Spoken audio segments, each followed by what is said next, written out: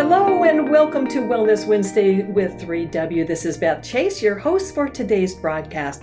Well, back in the studio today is Dr. Rutherford, who is the president of 3W, but also the medical director. Now, I just want to mention that 3W is an accredited medical clinic with the National Accreditation Association for Ambulatory Healthcare Organization. And 3W provides free reproductive health screening and consult services for women in the Seattle area. But it's so good to have Dr. Rutherford here because yesterday, Tuesday the 28th, was Hepatitis Day. And Dr. Sue is here to talk to us about hepatitis A and other hepatitis discussions. Yes. Okay, so welcome back, Sue, and let's talk about hepatitis. Thank you. It's fun to be back. So it's interesting to listen to you say this is Hepatitis Week. It sounds like it's something to celebrate, which actually isn't the case. But the Hepatitis Day is Tuesday, July 28th, and that was chosen because it's the birthday of Dr. Baruch Blumberg. He actually died in 2011, but he discovered the hepatitis B virus in 1967.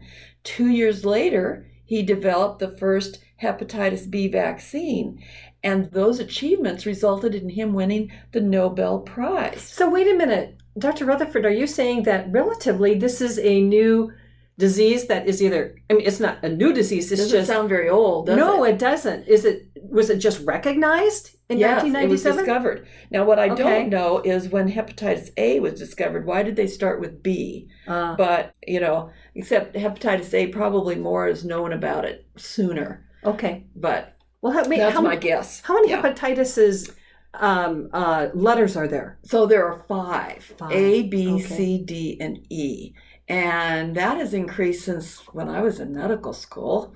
And in fact, I didn't realize there was an E until I started researching for this podcast. It's like, oh my goodness. I also had to go back and pull out my immunization files this morning because I thought, did I get the hepatitis A vaccine? And sure enough, I did, because hepatitis A vaccine was developed in 1996. So that's very recent. And of course, B was developed sooner. In fact, there's A and B have historically been the most common. And speaking of common, one of the reasons that there's a lot of attention being paid to hepatitis is because while the incidence of tuberculosis and HIV have been decreasing internationally, the incidence of hepatitis has been increasing. And even in the United States, there's been a huge upswing, like 140% gain since 2017. Why? I don't know. I've been reading all about this from the CDC, but it's still not clear to me. Well, it could be just because it's a relatively new. I mean, I consider 1997 fairly recent. Recent, yes. Yes. And so, is it just that there's more finding of it through testing because now they recognize it and the symptoms more? No, I think it's actually increasing. So probably the way to start is to talk about what are these different hepatitises. First of all, hepatitis refers to an infection of the liver. So people that specialize in liver diseases are hepatologists, not herpetologists. Those are people that specialize in things like lizards. Okay? Lizards and snakes. Do not confuse the two. Do not confuse the two. That's right. But hepatitis. And hepatitis A is one that's contracted usually through food. It's called the fecal oral route. So in some places, they use actually human feces to fertilize vegetables and things like that. So that's one reason, particularly in other countries, you want to make really sure you wash your lettuce because you don't know what's gone in there. Hepatitis E, by the way, can be communicated from animal feces. So I'm sure that, and you have no control over what that is in the field. So those are ones that, you mainly get through food. And in places where the food and possibly the water systems are not as clean, that's where you need to be really careful about having sterile water, either boiled or treated with chlorine, and making sure your food is washed or cooked thoroughly, things like that. Yeah. Hepatitis B and C are primarily contracted through blood or body fluids. So, for example, needle sharing. So in the drug culture, that's where those are very common. But they also can be communicated through sexual contact because of the exchange of body fluids. So D is kind of interesting. You don't get D unless you already have hepatitis B. You can get both of them at the same time, but you can't get just D by itself. So it goes along with B. So the best way to prevent D is to get immunized for B. The only two viruses for which there are immunizations are A and B. So if you're going to travel, definitely get your hepatitis vaccines before you go. That's the best way to protect yourself. That makes a lot of sense. Now, what's the difference though between the B and the D? So hepatitis D is considered sort of an add-on to hepatitis B, and it can be acute and short-term, but it also can be long-term as well as B. They call getting D a superinfection over B. Oh, so don't want that super infection. You know. So but actually the consequences are the same, either B or B plus D. The consequences can be the same. So can you assume if you have B, maybe you don't know you have B, but I mean, you certainly, is there like a regular check that people can do? Yeah, there is a test that people can do. And healthcare providers are given a test to see if they are immune to B. Most people are immune to B because they've been immunized. So I've been tested to show that, yes, I have antibodies to hepatitis B. I'm immune to that because I got my immunizations.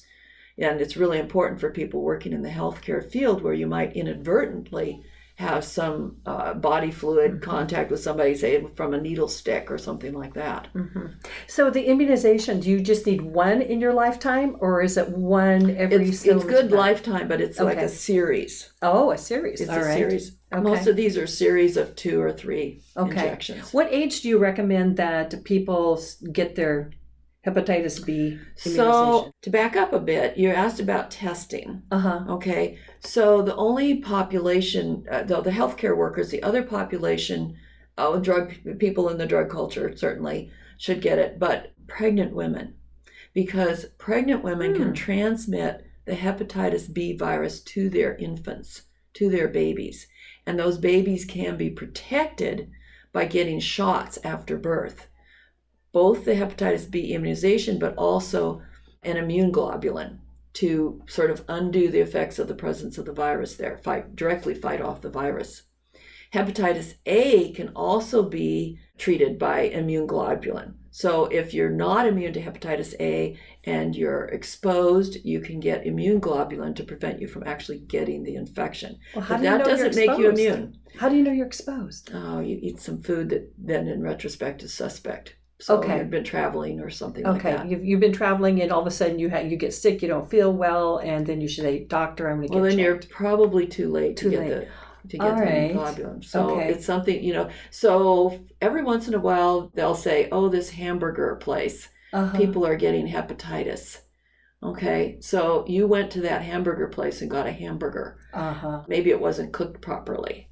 And so there have been people that have come down with hepatitis from drive-through hamburger pickups. So, oh gosh, I went to that place last week also. Then you go in, or a couple days ago, you go in and you get the immune globulin to prevent you from getting hepatitis. Boy, you have to pay attention. Yes. So when things come out in the news about potential infections, we're getting more accustomed to learning about infections because of COVID. I think people are beginning to pay more attention. Hopefully more people will get the flu vaccine. But you do have to kind of pay attention because there are ways of protecting yourself. Okay. That is so interesting. Yeah. Okay. Would you like to know about how people get sick or what it's like to get sick with hepatitis? Yes. Okay. So it's very interesting because the list of symptoms includes, and it'll vary depending on which hepatitis you get a little bit, but they pretty much all give fairly similar sorts of symptoms. Fatigue and malaise, fever, headache, poor appetite, abdominal pain, nausea, vomiting, diarrhea, jaundice, dark urine and clay-colored stool. The jaundice, dark urine, and clay-colored stool are because the liver's not processing the bilirubin properly, and so you get bilirubin in in your skin. It shows up as yellow, like babies that have jaundice. Mm-hmm. They have too high bilirubin levels. Anyway, and then even joint pain. So how do you make a diagnosis from those symptoms? I was going to say, sounds like a lot of things that could be. Yeah. I mean, there are lots of things that make you feel similar to that, or various parts of those things. Yes. So how in the world do you know you have hepatitis? Are you going because you're sick? And so they do a bunch of lab tests. They look at your blood count, especially your white blood count. They draw liver function tests. And if your liver is infected, the cells are infected and they're damaged. They release a whole bunch of liver enzymes into your bloodstream, so your liver enzyme levels go up. So that's the primary lab clue. But until you get that, you really don't know why in the world are you sick. Is it just the flu? Is it COVID? Is it hepatitis? Who knows? It could be a lot of those things. But they do the labs. Labs show the elevated liver enzymes and say, oh gosh, this could be hepatitis. Then they can do specific tests for the various types of hepatitis. And they'll ask you questions like, have you been traveling? Where have you been traveling? Especially the South Pacific and Southeast Asia are a hotbed for hepatitis. But what's interesting is this hepatitis A increasing in the United States. It's been pretty much a third world disease, but we're seeing more of it from people that have not traveled. That's according to the CDC. So you wonder what's happening. You have people that came from other places. Now, this is the fecal oral. Are we not being good enough about how we're cooking our foods or washing our hands? So hand washing isn't just for COVID, it's for everything. Wow. That is such a great point. Yeah, I'm all over my grandchildren. Wash your hands after you go to the bathroom. Yeah. All right. So going back to these symptoms. Yes. So are you saying, Dr. Rutherford, that should anyone have these symptoms, they shouldn't wait to go to the doctor. They might as well go to the doctor and let the doctor do their thing. Well, I have to confess that if I get sick, I give it a little time. If it's not getting better, then I go to the doctor. Okay. Because there's so many viral illnesses that we get, and we get sick for a few days and we get better. And, so I have to admit that I kind of I start by waiting it out, making sure I stay hydrated and, get some rest and things like that. Okay. So what is the benchmark? But the benchmark, if it seems to be getting progressively worse, you should go. If you can't keep hydrated, definitely go. That would be my number one. From diarrhea or something like that? Yeah, from or diarrhea, throwing up, vomiting. you're unable to keep fluids down, you've got to go in. Okay. If you're starting to get dehydrated. Okay. Late in the process of dehydration, when you stand up, you get dizzy because your blood pressure drops because you don't have enough fluid in your blood vessels. And if that happens, you're probably about 20% behind on your body fluids. Yeah. So definitely you need to go in then and have somebody else drive you because you don't want to pass out on the freeway. Please don't do that. So am I hearing like about 48 hours? I might give it 48 hours. 48 hours. Now, what's interesting is that hepatitis can last a couple weeks, 6 months. And some of these, hepatitis A cures. It goes away. There are no chronic illnesses that are seen from that. Hepatitis E, pretty much the same. What do you mean it cures? You mean there is something It gets well. It gets well on its own. Yeah, it goes away. It kind of goes through its process. You get well from it. The exception are people that are immunosuppressed because they've had like solid organ transplants. So like a kidney transplant or a liver transplant or something like that. Okay. Then they, of course, people like that, people at high risk that are immunosuppressed, probably shouldn't wait 48 hours. If they're really feeling sick, they should probably check in. Okay. And whether it's at least by phone call or they actually physically go in, at least don't give up. Just, make sure you get somebody to pay attention to you. So do you think with this COVID-19 pandemic that we're in, because some of those symptoms sound to me like COVID-19 in some ways. That's right. So if I were to go in and get tested for COVID-19, do they also test for hepatitis to see if it's not COVID-19? Or is that a whole separate thing? They're very likely to do some blood testing, which would provide the initial clues that you might be sick from something else like hepatitis, which is the blood count and the body chemistries and liver enzymes tests. So, but they don't do that in these stationary. No, where they're just doing the nasal They're just swabs. doing the test. Oh, no. Boy, we sure have to be informed on this and take responsibility for our health. We all have to do that all the time, I guess. Yeah. I mean, this brings a whole nother level of understanding that maybe, you know, if we have these symptoms, COVID needs to be tested, but also ask for... Yeah, especially if you're not getting well. Yes. So if you're not getting well, you know, things that are really bad tend to not get better, progressively worse maybe, such as they not just lasting longer, but maybe more intense symptoms. You know, people worry sometimes about little aches and pains. If they just kind of come and go and they pretty much go away, there's unlikely to be pathology. In general in our bodies. If there's pathology, things get progressively worse in some fashion. That's the main. Yeah. Okay. And you know, Dr. Rutherford, so many times, and you've been on here before, basically what I'm hearing is take care of your immune system. Yes. Make sure that it's as healthy as it can be. Yes. Take care of yourself. Do what you can. Well, I mean, if you really want to expand the conversation, it's eating healthy, exercising, staying well hydrated, you know, washing your hands. You know, the food issue, a lot of times you'll see cook something to 165 degrees for so long. What they say on the CDC site for, say, pork, for example, is that it should get to 185 degrees for at least a minute to kill some of the hepatitis. Yeah. And that freezing does not work. Freezing will not kill these organisms. Yeah. Well, that's interesting. Yeah. I mean, freezing has a good chance of killing some bacteria. Yes. But viral illnesses, that's a different story. So if someone was to get A, B, C, D, E, are there medications? So mainly for C. There's actual treatment for C, but the others, it's basically supportive. There aren't any specific antivirus, anti-hepatitis drugs. For C, there is. Okay, Dr. Rutherford, let's talk a little bit about Hep C. How is it different from the others? And just educate us. Yeah, so Hep C is primarily transmitted through blood, potentially body fluids. So potentially sexually transmitted, as well as B. It may be more subtle in terms of symptoms. There are people that develop chronic hepatitis C that haven't really had symptoms. So that's probably an important reason that people who might be at risk should get tested for it. The treatment, there is treatment for Hep C, some antiviral therapy, and they give it to people for as long as maybe about 3 months. So it's a long-term treatment. Hep C is like Hep B and potentially D as well, in that it can result in chronic illness. A does not usually result in chronic illness. E usually does not, but can for specifically at-risk people.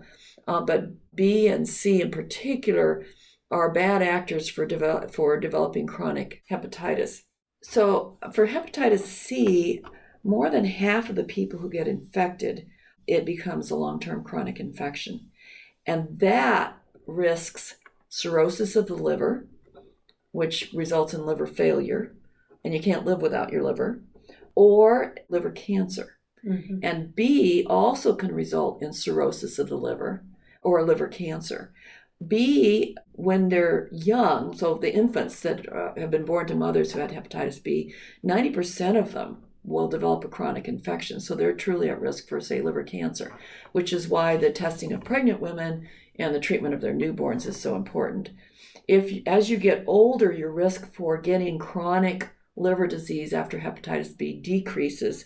So if you're an adult, your risk may be 6% or less and that of being chronically infected. But again, that's the bad actor situation. But hepatitis C, because so many become chronically infected, it's really important to try and avoid that, or to have it diagnosed early so that you can get some antiviral treatment. Dr. Rutherford, I know that here at the 3W Medical Clinic that we see a lot of sexually active women. Yes. And we also seem to be seeing a lot of sexually active women with multiple partners. Yes. Is it your opinion that having multiple partners this increases your odds? Does it increase your odds? Should that be considered as a reason why you should get checked? Yes. Okay. And, hepatitis B and C are primarily found in people that are exposed to people that have done IV drugs or things like that. But with the number of partners that we're seeing among many of these women that come in, how in the world do they know who they're really sleeping with? How do they know that somebody's not infected? Those people often haven't been tested. And I think there's incomplete awareness of what the real backgrounds are. So in general, their risk for hepatitis B and C is lower than other sexually transmitted infections. But still, at some point, it's a good idea to make sure that you haven't contracted one of those. So that's one of the lab tests that we do offer, is a screening for hepatitis B and hepatitis C. Okay. Yeah. Yes. Okay. So, is it equally a problem amongst the genders? Well, actually, there is a higher incidence of these occurring among men who have sex with men. And speaking of which, we actually do the STI testing for men as well. We have periodically men come in, and we can do the full panel of the STI tests on the men. So, so men are welcome to come as well. We don't see very many, but they're very welcome. Please come. Yeah, and we're listed on the King County STD website, so as a place that they can go. So. Yes, our services are free of charge, but you do need to pay the lab cost. The lab cost. Yeah, but they're very modest. They're very modest. Yeah, they're because they're a direct pay contract with the lab. So we just ask people to pay what the lab is charging us. So the symptoms doesn't vary by gender. No, the symptoms would not vary. Okay. But the risk factors, especially men having sex with men, then their risk goes up. That's a special at-risk group. Yeah, that just is. Okay. Yeah. All right. Well, as we're getting ready here, we need to wrap up this episode on hepatitis. But Sue, before we close, what one message do you want to leave the listening audience? So everything paying some attention to your health. Watching out for getting your immunizations, watching out for your exposures, always doing good hand washing, always doing proper food preparation. I'd say those are important things. But finally, this is a complicated subject, and if it feels a little bit to me like in this podcast, like we bounced around on this topic and hither and thither and, bounced all around because there's just so much to cover. So one of the best sources that I've been looking at has been the CDC. cdc.gov, and there's lots of information on hepatitis and references, and you can get some more details. So if some of the things I've said seem a little vague, it's simply time because there's so much to cover. But so I would highly recommend people checking out the CDC website, cdc.gov, to get more information. Excellent resource. Yes. Okay, well, thank you again, Sue, for this very interesting discussion about hepatitis. I always find these discussions, I am not a medical person, and so I just find it very interesting when I have Dr. Rutherford here. A wealth of information, many years of experience here in the Seattle area as an OBGYN. If you want more information about 3W Medical, you want to go to our website, which is 3wmedical.org. That's 3wmedical.org. And that's actually the number 3, the letter W, and the word medical.org.